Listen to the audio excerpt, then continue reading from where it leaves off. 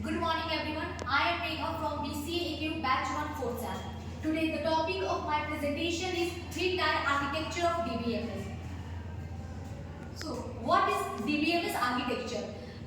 Database architecture is an essential representation of how a database management system is designed, developed, implemented and maintained. The DB Express design depends upon its architecture. The basic client-server architecture is used to deal with a large number of PC, web server, database server and other components that are connected with the networks. DBMS architecture depends how users are connected to the database to get their requests done.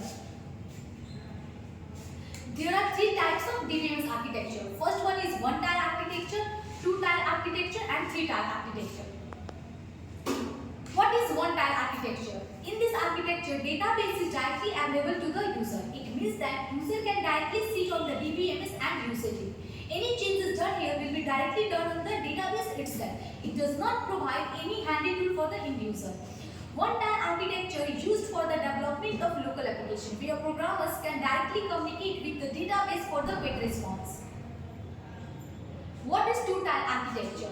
The two-tier architecture is same as basic client-server architecture. In this architecture, application on the client can directly communicate with the database at the server side. For this interaction, APIs like ODBC and JDBC are used. The user interface and application programs are run on the client side. The server side is responsible to provide the functionalities like query processing and transaction management. This is the figure of two-tier architecture. What is three-tier architecture? The three-tier architecture contains another layout between the client and server. In this architecture, client cannot directly communicate with the server. The application on the client interact with an application server with further communicate with the database system. End user has no idea about the existence of the database beyond the application server.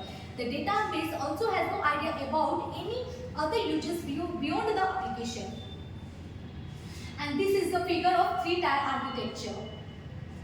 Thank you.